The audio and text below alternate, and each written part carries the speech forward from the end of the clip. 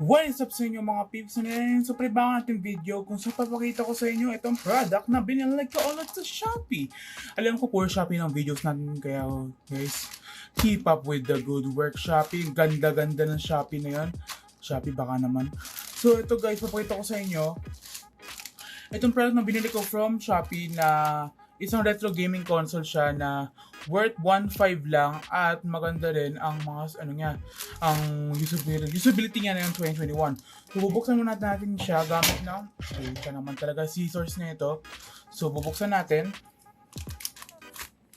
So may ginagawa ng beer natin. So nakabalot siya in bubble wrap kasi yun naman talaga.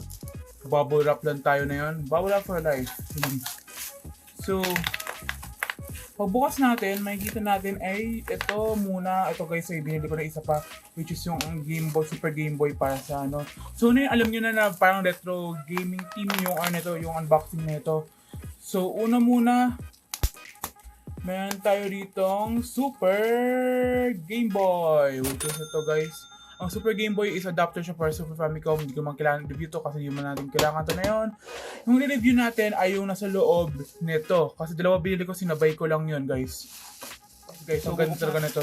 For the price of 1.5, meron ka na isa. Wait na. Unbox pa natin to. Ano ba to? Unbox pa. Meron tayong DS. Meron tayong Nintendo DS na ito guys, so Nintendo DS na fat, which is alam naman guys, fat naman talaga ako, di ba? Correct!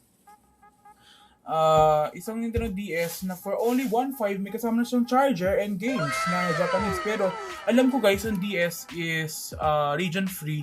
Kaya maganda ang DS kasi guys, region free siya na console. Parang Nintendo Switch, region free siya. So bubuksan natin to. So yung charger pala nito guys na ginagamit is basically parehas lang sa Gameboy Advance SP. Kaya maganda to kasi marami ka na makukuha ng daming games eh. So nagbigay pa siya ng Spyro na Dragon na game, tsaka Star Wars game. Tapos mayroon pa tayo dito mga DS games tulad nito, ang Japanese game na to, mukhang tumugot. Yung na to. Mayroon tayo, ito, WarioWare to. Hindi pa, Puyo. Hindi ko alam kung ano game to pero lamutan ko na. Mayroon tayo dito, alam ko Brain Age to kasi nakita ko parang ganito yung logo ng Brain Age. At meron tayo dito, isa pang game, wait lang, isa natin yung camera yan. So mayroon pa tayo dito charger at saka yung mga games. Wait lang, buksan natin ito. So mayroon tayo isa pang game dito. Another game, and another game. So ito guys ay hindi ko malalaroin yung mga games na ito kasi unang muna yung balak ko kasi dito guys ay maglaro ng Gameboy Advance games ko kasi marami akong Gameboy Advance games which is yung mga ganitong cartridges pa nakita nyo guys. So buksan natin yung yung charger. Tingnan natin kung may charger pa talaga sa loob. Nataka may charger sa loob kasi bakit i-shift na walang charger. Ito guys yung charger, amoy plastic siya. So ito guys yung charger. At ito na guys ay yung DS fat natin. So nakabalot siya sa namakmak na plastic para hindi siya masira. Which is maganda sa seller nito. Good thumbs up sa seller nito kasi maganda talaga to. So may kasama pa itong stylus. Yes, may kasama siyang stylus.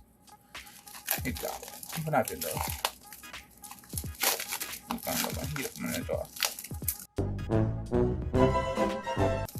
So ito guys ay yung DS fat natin.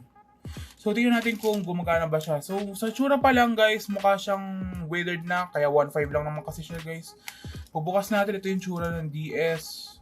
Mukhang okay pa siya pero yellowed siya na konti kasi ito yung ayaw ko lang sa Nintendo dahil nag-yellow yung plastic nila guys. Kaya hindi ko gusto ang parang plastic na Nintendo. Pero pag mga bago nila maganda naman eh. So meron siyang volume, meron siyang connector sa baba, yung charging port at yung DS card slot. So buksan natin to. May pa bubuksan to.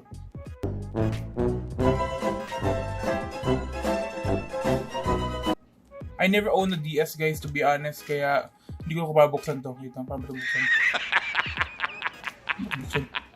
Ay, ito pala. And nag-on siya, gumagana siya.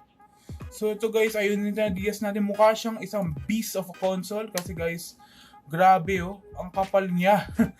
Kasing kapal kaya tinawag siya DS Fat. Ayun guys, pag in-open natin, ito guys, may siya no games. Tingnan natin kung anong game na pwede natin try. Try natin yung Gameboy Advance game. Paksak natin, ito pa naman. Di ba ganito yun? I never owned talaga ng ganito eh, pero gusto ko talaga magkaroon ng ganito dati. Problema lang, I was stuck with the Gameboy Advance SP. Kaya hindi ko nagustuhan yung experience ko doon. Pero maganda naman talaga yung Gameboy Advance SP. Wait, hindi natin kung gumagana. Ay, pa-power off ba natin? Tapos power on natin ulit. Hinayos natin yung camera. Ayan. Ayun, meron siyang GBA game na nabasa niya. And ayun, yung Game Boy Advance game natin na gumagana. And di gumagana ba siya? English. So ito na guys yung Star Wars game natin. At gumagana siya.